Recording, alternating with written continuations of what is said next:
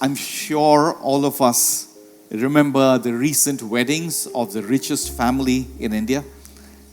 We all remember this. These were spectacular weddings. Did you know that even before the wedding day, actually long before the wedding day, the guests began to receive a steady stream of gifts in the run-up to the wedding? Weeks before, months before the wedding, they were all getting gifts. They received custom duffel bags hand-painted with animal motifs. A fortunate few received Louis Vuitton handbags. There was bandhani and paithani scarves. I've never seen one of them. There were exquisite scented candles that were, in the run-up to the wedding, sent out as gifts to the guests. Some very close friends and groomsmen were gifted luxury watches worth crores of rupees, $500,000, maybe more. These were not wedding gifts themselves. They were pre-wedding tokens. They were pre-wedding reminders and anticipations of the great celebration to come. And each pre-wedding gift communicated a powerful message. The wedding day is drawing near. Be ready, rejoice, prepare yourselves for the wedding, anticipate. That was the Mumbai wedding. But in a far greater way, the Lord's Supper, or the second table, is Christ's periodic pre-wedding gifts to us, the bride, the church. This is not the feast itself. This is the foretaste.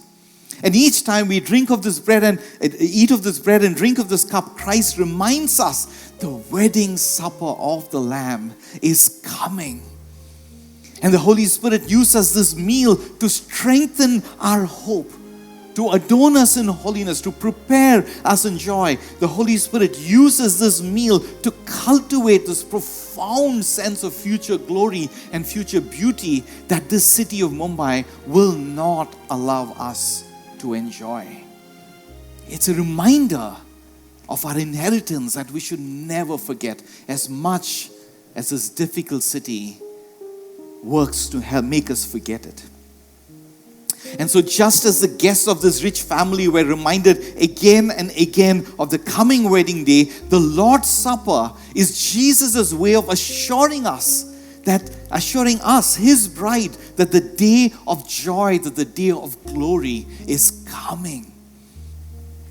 While this rich Indian wedding, Mumbai wedding, was a helpful illustration, I must also point out that the wedding supper of the Lamb is infinitely different than any other wedding in this world. This rich Indian family only invited the rich and the famous to their weddings. But Christ, He invites the poor and the unlovable and the hopeless to be His bride. This rich Indian family gave pre-wedding gifts based on the status of the guests. Famous people received Louis Vuitton bags, luxury watches. Their ordinary employees who worked for this family, the business is run by this family, they received a box of sweets and a silver coin.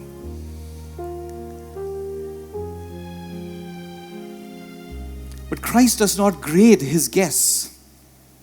Everybody, rich and poor, receives the greatest gift of all, the gift of Christ Himself, the pre-wedding gift of Christ Himself given to us through the Lord's Supper, and the real feast of Christ Himself at the wedding feast of the Lamb.